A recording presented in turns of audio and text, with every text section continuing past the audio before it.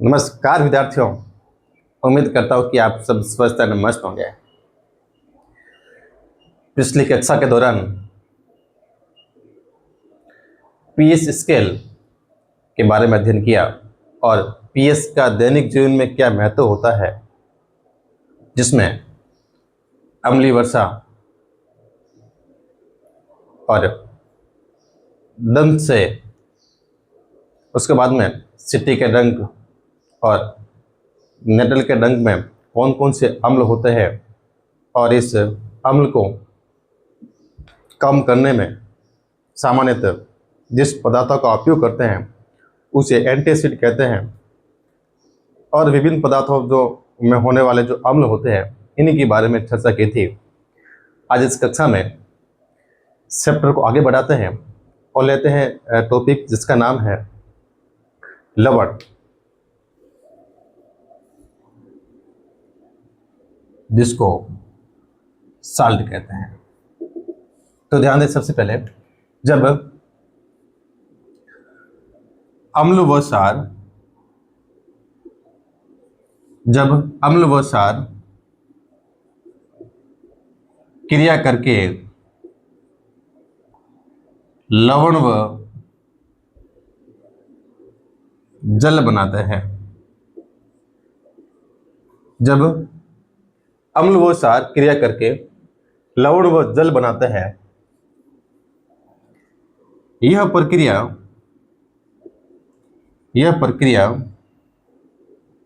उदासीनीकरण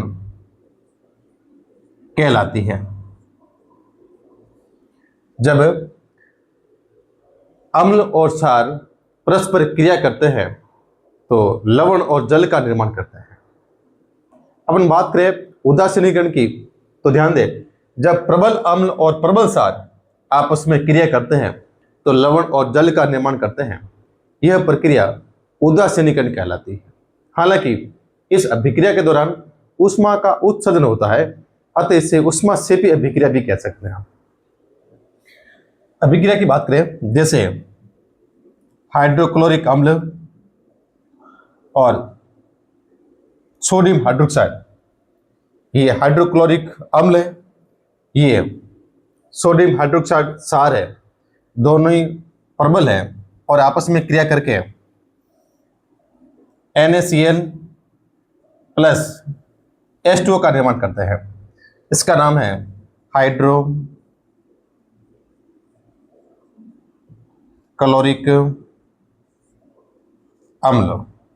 hydrochloric अम्ल।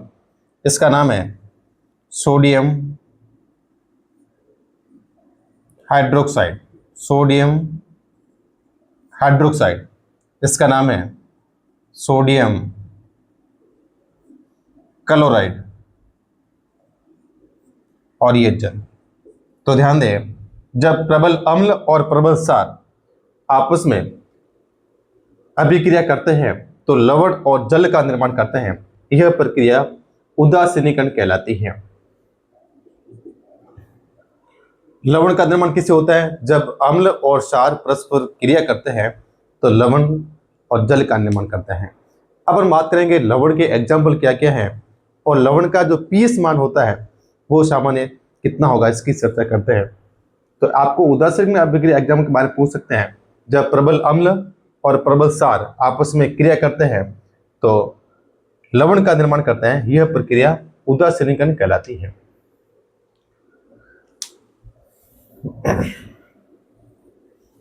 अब बात करते हैं लवण के एग्जाम्पल की बात करें। सामान्य लवण को एग्जाम्पल कौन कौन से हैं? जैसे सोडियम क्लोराइड, बात करें कॉपर सल्फेट, ये भी लवण है। सोडियम कार्बोनेट की बात करें और सोडियम हाइड्रोजन कार्बोनेट, ये सब लवण है। जिंक सल्फेट की बात करें, ये सब लवण है। Sodium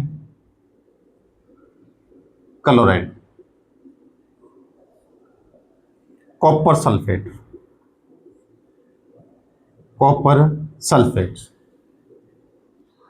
sodium carbonate, sodium bicarbonate, zinc sulphate, ये सभी लवण के एग्जाम्पल है। अब हम बात करें पीएच वैल्यू की, बात करें पीएच मान, बात करें पीएच मान क्या होगा, ध्यान दें। जब प्रबल अम्ल व प्रबल क्षार आपस में क्रिया करते हैं तो जब प्रबल अम्ल और प्रबल क्षार आपस में क्रिया करेंगे तब उदासीनीकरण प्रक्रिया होगी, अर्थात उसका पीएच मान 7 होगा। जब प्रबल अम्ल के साथ प्रबल क्षार होता है तब विलयन का पीएच मान 7 होगा और इसकी प्रकृति होगी उदासीन। इसकी प्रकृति कैसी होगी, इसकी प्रकृति होगी उदासीन होगी। अब बात करते हैं प्रबल अम्ल प्लस दुर्बल क्षार, तो विलयन का पीएच मान जब प्रबल अम्ल होता है तब पीएच मान 7 से कम होता है, 7 से कम, और पदार्थ की प्रकृति होगी अम्लीय। जब प्रबल क्षार प्लस दुर्बल अम्ल होते हैं तो विलयन का पीएच मान की बात करें 7 से अधिक, 7 से अधिक, और प्रकृति कैसी होगी, सारी। वापिस ध्यान दें, जब दोनों ही प्रबल हो, प्रबल अम्ल हो और प्रबल क्षार हो, तब पीएच मान 7 होगा और इसकी प्रकृति होगी उदासीन होगी। अब आपको ध्यान प्रबल पे देना है। यदि प्रबल अम्ल है तो पीएच मान 7 से कम होगा, यदि प्रबल क्षार है तो पीएच मान 7 से अधिक होगा, यदि पीएच मान 7 से कम है तो प्रकृति अम्लीय होगी, और पीएच मान 7 से अधिक है तो प्रकृति क्षारीय होगी। और जब दोनों ही प्रबल है, प्रबल अम्ल और प्रबल क्षार है, तो विलयन का पीएच मान 7 होगा और प्रकृति उदासीन होगी। अब अपन एक एक लवण के बारे में चर्चा करते हैं, कौन से लवण का क्या रासायनिक सूत्र है और इसका उपयोग क्या है। अक्सर एग्जाम में यहां से प्रश्न आपका निश्चित तौर से पूछा जाता है।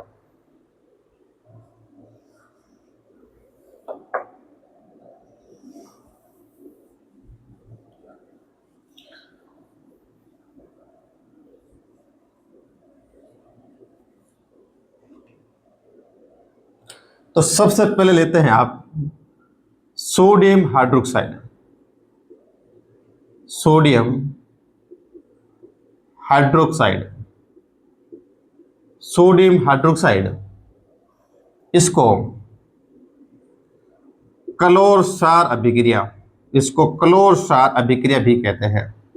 एग्जाम ऑफिस से वेरी वेरी मोस्ट है। सोडियम हाइड्रोक्साइड ऑब्लिक क्लोर क्षार अभिक्रिया, ये क्या होती है? तो ध्यान दें, जब सोडियम क्लोराइड के जलीय विलयन में विद्युत धारा प्रवाहित की जाती है तब ये वियोजित होकर सोडियम हाइड्रोक्साइड का निर्माण करते हैं और इसके साथ में क्लोरीन गैस भी प्राप्त होती है। इस कारण इसको क्लोर क्षार अभिक्रिया बोलते हैं। परिभाषा की बात करें, जब सोडियम क्लोराइड, जब सोडियम क्लोराइड जब सोडियम क्लोराइड के जलीय विलयन में, जब सोडियम क्लोराइड के जलीय विलयन में विद्युत धारा प्रवाहित की जाती है, तो यह वियोजित होकर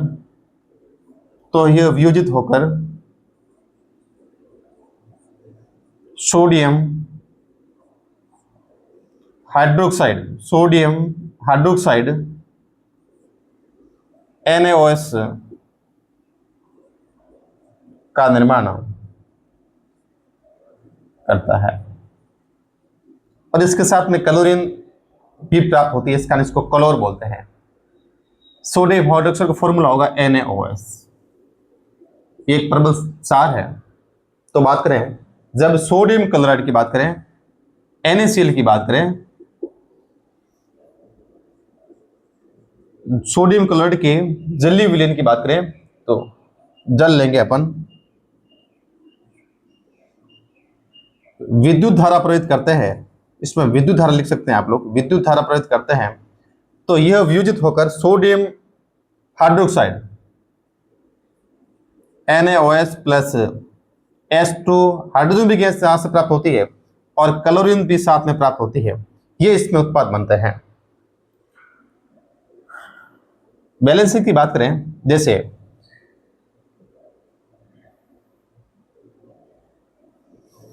NaCl, H2O, NaOH, H2 और Cl2।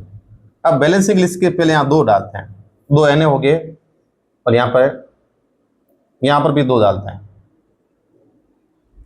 और बात करते हैं, क्योंकि वहां पर Cl दो है, और बात करते हैं यहाँ पे, यहाँ हाइड्रोजन दो हो गए और दो उधर है, चार है। अब इसको दो से गुणा करेंगे तो ये चार बन जाएंगे। अब बात करते हैं, ये सोडियम क्लोराइड और इसके जलीय विलयन में जब विद्युत धारा प्रवाहित करते हैं तो ये वियोजित होकर सोडियम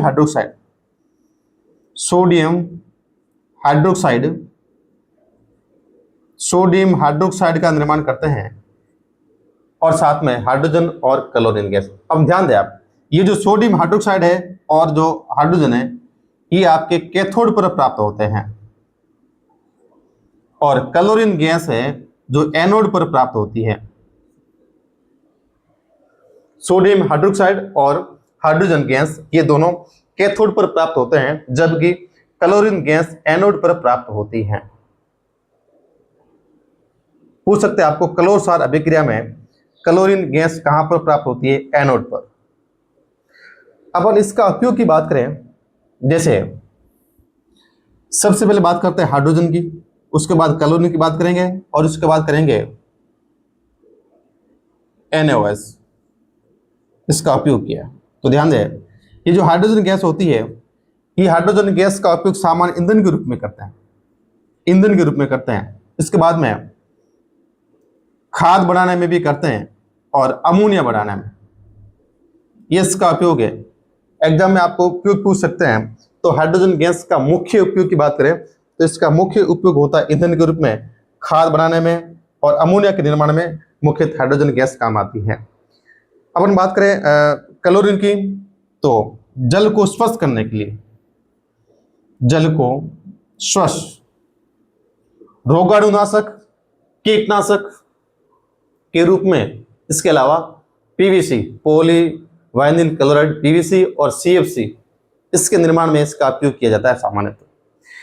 सोडियम हाइड्रोक्साइड की बात करें तो साबुन और अपमार्जक के जो कागज उद्योग होता है, साबुन अपमार्जक निर्माण में मुख्य सोडियम हाइड्रोक्साइड का निर्माण होता है, क्योंकि साबुन सोडियम और पोटेशियम के लवण होते हैं, तो वहां पर सोडियम हाइड्रोक्साइड का उपयोग अक्सर करते हैं। तो ये है मुख्य क्लोर क्षार अभिक्रिया। Exam of UC very most है, जब सोडियम क्लोराइड के जलीय विलयन में विद्युत धारा प्रवाहित की जाती है तो यह वियोजित होकर सोडियम हाइड्रोक्साइड का निर्माण करता है और साथ में क्लोरीन गैस प्राप्त होती है, इस कारण इसको क्लोर क्षार अभिक्रिया के नाम से पुकारते हैं। ये इसकी इक्वेशन है, जरूर ध्यान दें। इसके अलावा आप इसके उपयोग भी ध्यान दें, उपयोग भी एग्जाम पूछ सकते हैं। तो ये थी आपकी क्लोर क्षार अभिक्रिया। अब नेक्स्ट लवण की बात करते हैं, जिसका नाम है विरंजक चूर्ण। तो विरंजक चूर्ण की बात करते हैं।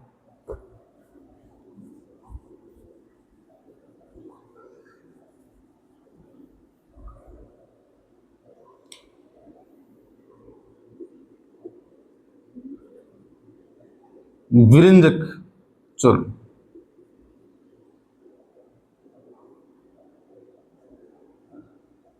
कैल्शियम ऑक्सीक्लोराइड, इसका रासायनिक नाम होगा calcium oxychloride. Calcium oxy chloride. इसे ब्लीचिंग पाउडर के नाम से भी पुकारते हैं इसको।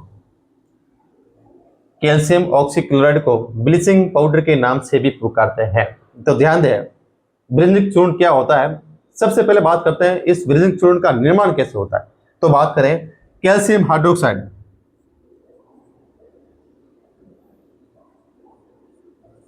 कैल्शियम हाइड्रोक्साइड की बात करें, कैल्शियम हाइड्रोक्साइड जिसे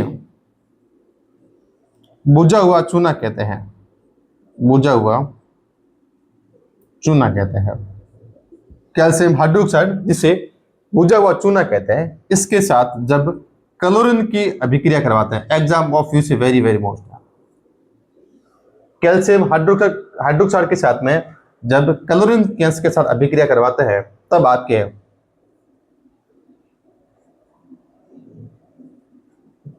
ब्रिंजिक चूर्ण और साथ में जल का निर्माण होता है, साथ में जल का निर्माण होता है। तो इसका फॉर्मेशन की बात करें, बुझा हुआ चूना अर्थात कैल्शियम हाइड्रोक्साइड की अभिक्रिया क्लोरीन गैस से करवाते हैं तब ब्रिंजिक चूर्ण का निर्माण होता है। अपन ब्रिंजिक चूर्ण की बात करें, इसका उपयोग कहां पे होता है, ध्यान दें आप। इसका उपयोग मुख्य बात करें तो कपड़ा उद्योग में इसका मुख्य उपयोग होता है, कपड़ा उद्योग में, और जल को स्वच्छ करने में, जल को स्वच्छ करने में, रोगाणु रहित करने के लिए, और प्रयोगशाला अभिकर्मक के रूप में भी प्रयोग करते हैं इसको, प्रयोगशाला अभिकर्मक के रूप में उपयोग करते हैं। तो ये इसके उपयोग वगैरह है। इसका निर्माण की बात करें तो बुझा हुआ चूना जो कैल्शियम हाइड्रोक्साइड है उसकी अभिक्रिया क्लोरीन के साथ करवाते हैं तब ब्रिंजिक चूर्ण का निर्माण होता है। इसके यूजेस की बात करें तो कपड़ा उद्योग है, जल को स्वच्छ करने में, प्रयोगशाला अभिकर्मक के रूप में सामान्य इसका उपयोग करते हैं। अब अपन बात करते हैं जिसको बोलते हैं बेकिंग सोडा अर्थात सोडियम हाइड्रोजन कार्बोनेट, इनकी चर्चा करते हैं।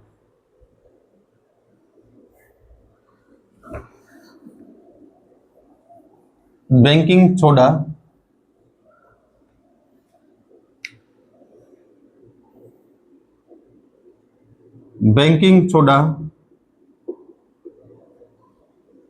इसको sodium hydrogen carbonate, sodium hydrogen और कार्बोनेट, सोडियम हाइड्रोजन कार्बोनेट, इसको सोडियम बाइकार्बोनेट के नाम से भी जाना जाता है और इसका फॉर्मूला होता है NaSCO3, NaSCO3। और बात करते हैं बेकिंग सोडा की बात करें, सबसे पहले बात करेंगे इसका निर्माण कैसे होता है। तो निर्माण की बात करें सबसे पहले लेते हैं अपन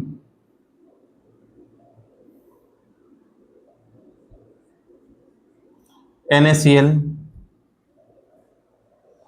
और CO2, जल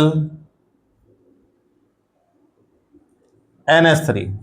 देखो मैंने काफी जोड़ा है, सोडियम क्लोराइड है, CO2 है, जल है और अमोनिया है।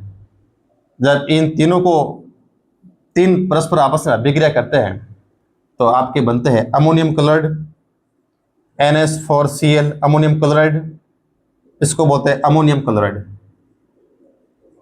Ammonium chloride. और साथ में आप बनता है NaSCO3 जिसका नाम है बेकिंग सोडा, बेकिंग सोडा। तो ध्यान दें वापिस, सोडियम क्लोराइड ये आपको याद करना होगा। सोडियम क्लोराइड, CO2, जल और अमोनिया, ये परस्पर आपस में अभिक्रिया करके अमोनियम क्लोराइड NH4Cl और साथ में सोडियम हाइड्रोजन कार्बोनेट अर्थात बेकिंग सोडा का निर्माण करते हैं। तो इसका फॉर्मेशन है, बेकिंग सोडे का निर्माण करते हैं। अब बेकिंग सोडा की बात करें, इसके उपयोग की बात करें, इसका उपयोग कहां का होता है, ध्यान दें आप। बेकिंग सोडे का उपयोग करते हैं एंटीएसिड के रूप में, एंटीएसिड के रूप में उपयोग, एंटीएसिड के रूप में उपयोग, एंट-एसिड। और बात करें अग्निशामक, अग्निशामक यंत्र में करते हैं उपयोग इसका, एंटीएसिड के रूप में, अग्निशामक यंत्र के रूप में और प्रयोगशाला, प्रयोगशाला अभिकर्मक के रूप में उपयोग करते हैं। तो ये सामान्य इसके उपयोग वगैरह है। आपको हर लवण का निर्माण कैसे होता है और इसके उपयोग क्या है, इसके बारे में अक्सर यहां से प्रश्न पूछा जाता है। तो बात करें बेकिंग सोडा, इसका निर्माण किससे होगा, सोडियम क्लोराइड, CO2, H2O और अमोनिया, इन तीनों ये अभिकारक हैं और अभिकारक आपस में क्रिया करके NH4Cl और NaSCO3 बेकिंग सोडे का निर्माण करता है। और बेकिंग सोडे के उपयोग की बात करें एंटीएसिड के रूप में, अग्निशामक यंत्र और प्रयोगशाला अभिकर्मक के रूप में इसका सामान्य उपयोग करते हैं। अब नेक्स्ट आपके एनसीईआरटी में और लवण दिया हुआ है जिसका नाम है धावन सोडा, सोडियम कार्बोनेट, उनकी चर्चा करते हैं। धावन सोडे की बात करते हैं।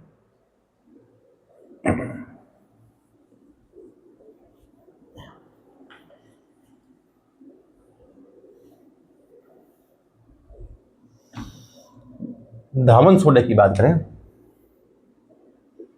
सोडियम कार्बोनेट, सोडियम कार्बोनेट, इसको धावन सोडा बोलते हैं, इसको वॉशिंग पाउडर भी बोलते हैं,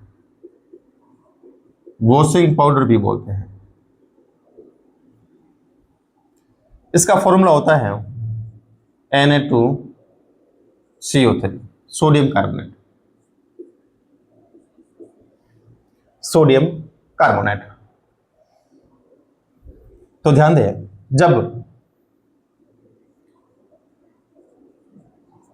जब सोडियम कार्बोनेट का वियोजन करते हैं, जब सोडियम कार्बोनेट का वियोजन करते हैं, तब जब सोडियम कार्बोनेट का वियोजन करते हैं तो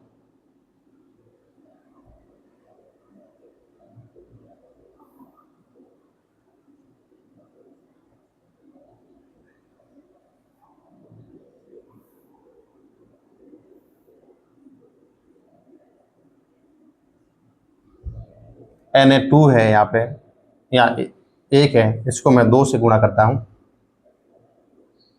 हाइड्रोजन की बात करें, हाइड्रोजन भी यहाँ पे 2 है, ठीक है। तो ध्यान दें, इसका नाम है बेकिंग सोडा अर्थात सोडियम बाइकार्बोनेट, सोडियम बाइकार्बोनेट। जब सोडियम बाइकार्बोनेट का वियोजन करता है तो सोडियम कार्बोनेट, तो सोडियम कार्बोनेट का निर्माण होता है, साथ में जल और CO2 प्राप्त होते हैं। तो यह है सोडियम कार्बोनेट का निर्माण। जब आप सोडियम बाइकार्बोनेट अर्थात बेकिंग सोडे का आप वियोजन करते हैं तब सोडियम कार्बोनेट का निर्माण होता है। अब अपन बात करते हैं इस सोडियम कार्बोनेट के उपयोग क्या क्या है। तो ध्यान से यूजेस की बात करें, कागज उद्योग, कागज कांच उद्योग में, बोरेक्स उत्पादन में और जल की स्थायी कठोरता को, जल की स्थायी कठोरता को दूर करने में और प्रयोगशाला प्रयोगशाला अभिकर्मक के रूप में। तो ये सब इसके उपयोग है। जब सोडियम बाइकार्बोनेट का विभाजन करते हैं तब आपके सोडियम कार्बोनेट का निर्माण होता है। और इसके उपयोग की बात करें, कागज एवं कांस उद्योग में, बोरेक्स उत्पादन में, जल की स्थायी कठोरता को दूर करने में, और प्रयोगशाला अभिकर्मक के रूप में है। लवण से एक प्रश्न आपका निश्चित तौर से बनेगा। कोई भी लवण का रासायनिक सूत्र और इसके सामान्य क्या उपयोग होते हैं इसके बारे में आपको पूछ सकते हैं। अब अपन बात करते हैं क्रिस्टलन जल क्या होता है, उनकी थोड़ी चर्चा करते हैं। क्रिस्टलन जल,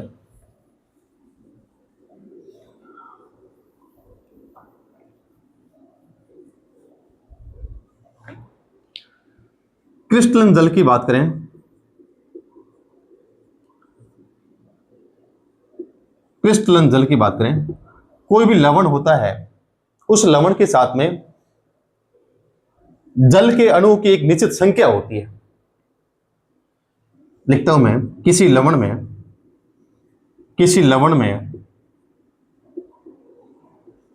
जल के अणुओं की, किसी लवण में जल के अणुओं की निश्चित संख्या होती है।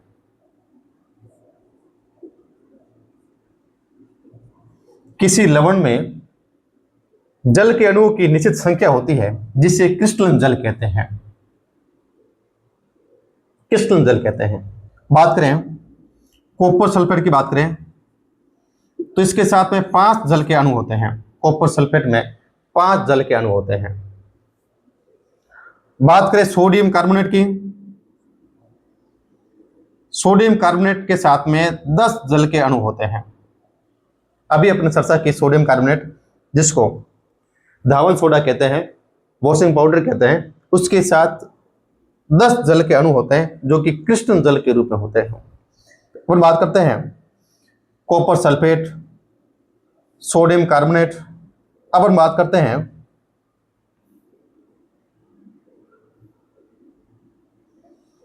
इसके अलावा बात करते हैं अपना जिप्सम की।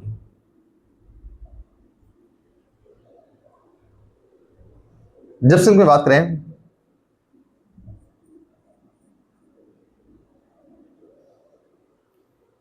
कैल्शियम सल्फेट, कैल्शियम सल्फेट के साथ में क्रिस्टलन जल अणुओं की संख्या होती है 2। जिप्सम के साथ में 2 होती है, कैल्शियम सल्फेट जिसको बोलते हैं, और क्रिस्टलन जल अणुओं की संख्या 2 होती है। इसके अलावा बात करें अपन पीओपी, प्लास्टर ऑफ पेरिस की बात करें तो पीओपी में जल अणुओं की संख्या की बात करें आधा होता है। कॉपर सल्फेट में क्रिस्टलन जल की संख्या 5 होती है और सोडियम कार्बोनेट में 10 होती है। जिप्सम में 2 होती है। प्लास्टर ऑफ पेरिस में आधा जल का अणु होता है। ये क्रिस्टलन जल के रूप में काम करता है। तो ये है क्रिस्टलन जल। किसी लवण में जल के अणुओं की एक निश्चित संख्या होती है जिसे क्रिस्टलन जल कहते हैं। ये निश्चित होती है। तो आपको पूछ सकते हैं कि प्लास्टर ऑफ पेरिस में क्रिस्टलन जल अणुओं की संख्या होती है, तो आपका आंसर रहेगा आधा। और जिप्सम में 2, सोडियम कार्बोनेट में 10, कॉपर सल्फेट में 5। ये आपको याद करनी होगी।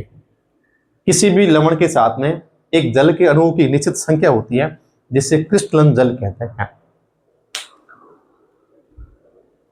इसमें से आपको एग्जाम ऑफ व्यू से बात करें तो आपके वैसे चारों इंपॉर्टेंट है, चारों को आपको याद करना होगा। अब आपके चैप्टर के आखिर में दिया हुआ है पीओपी, प्लास्टर ऑफ पेरिस, उसका निर्माण कैसे होता है और इसका डेली लाइफ में क्या इसका उपयोग है उसकी बात करते हैं। तो plaster of Paris,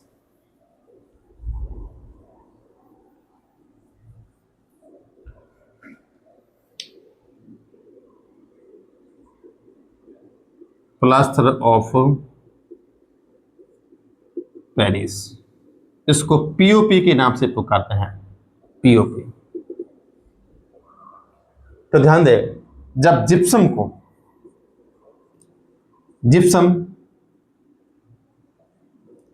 calcium sulphate, जब जिप्सम को, आज इसके साथ में कृष्ण जल कितने होते हैं? 2। जब जिप्सम को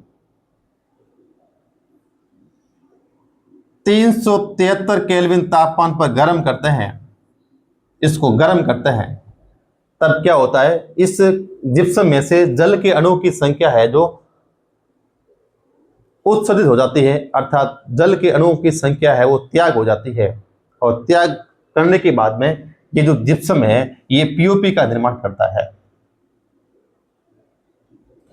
जिप्सम को 373 केल्विन तापमान पर गर्म करते हैं, तो गर्म करने पर तो इसमें जो कृष्ण जल के अणुओं की संख्या होती है वह निकलकर पीछे, हालांकि इसमें कृष्ण जल 2 होते हैं और हाफ जल अणु का उत्सर्जन होके 1.5 अणु कृष्ण जल के पीछे रहते हैं और ये पीओपी का निर्माण करते हैं। जैसे बात करें तो जिप्सम से किसका निर्माण होता है? पीओपी का। और जब प्लास्टर ऑफ पेरिस ये वापस जल के संपर्क में आता है तो वापस ये जिप्सम में कन्वर्ट हो जाता है। तो इनकी चर्चा करते हैं। तो जिप्सम को जब आप 373 तापमान पर गर्म करते हैं तब ये पीओपी का फॉर्मूला होगा कैल्शियम सल्फेट H2 का निर्माण करते हैं। तो जिप्सम से 373 केल्विन ताप पर गर्म करते हैं तब किसका निर्माण होता है? कैल्शियम सल्फेट का अर्ध हाइड्रेट। पीओपी को कैल्शियम सल्फेट का अर्ध हाइड्रेट कहते हैं, ये पीओपी है, इसका निर्माण होता है। पीओपी एक सफेद चूर्ण के रूप में होता है और ये पीओपी, वापिस ध्यान दें, ये कैल्शियम सल्फेट H2O, ये पीओपी जल के साथ मिलकर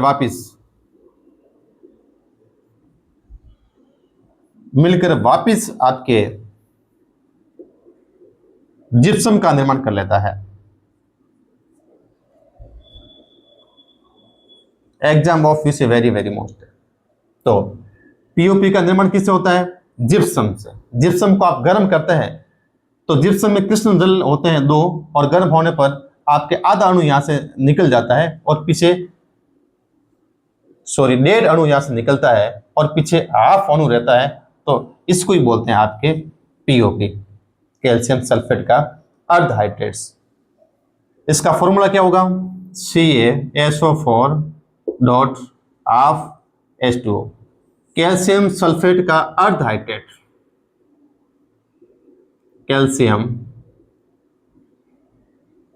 सल्फेट का अर्ध हाइड्रेट। ये जिप्सम का रासायनिक सूत्र है, पूछ सकते हैं आपको एग्जाम में। पीओपी कैल्शियम सल्फेट का अर्ध हाइड्रेट, ये पीओपी का रासायनिक सूत्र है।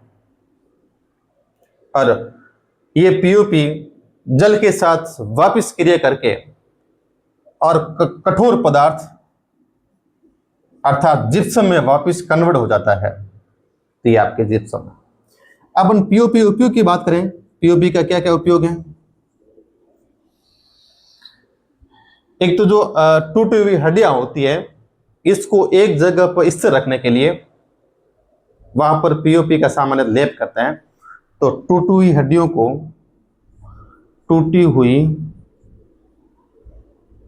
को स्थिर रखने में इसके ऊपर लेप करते हैं, वो पीओपी का बना होता है। इसके अलावा पीओपी का उपयोग होता है खिलौनों में। खिलौने बनाते हैं जो कि पीओपी से बनाते हैं, वो दिखने में काफी आकर्षक और सुंदर दिखते हैं। और बात करें जो सजावट की बात करें, सजावट में इसका उपयोग करते हैं और पीओपी का उपयोग घरों की छत निर्माण में वहां पर भी करते हैं। तो पीओपी का उपयोग काफी है। वापिस ध्यान दें आप, एग्जाम ऑफ यू से ये आपके वेरी वेरी मोस्ट, पीओपी का रासायनिक सूत्र क्या होगा? कैल्शियम सल्फेट का अर्ध हाइड्रेट्स, कैल्शियम सल्फेट का अर्ध हाइड्रेट्स। पीओपी का निर्माण किससे होता है? तो पीओपी का निर्माण होता है जिप्सम से।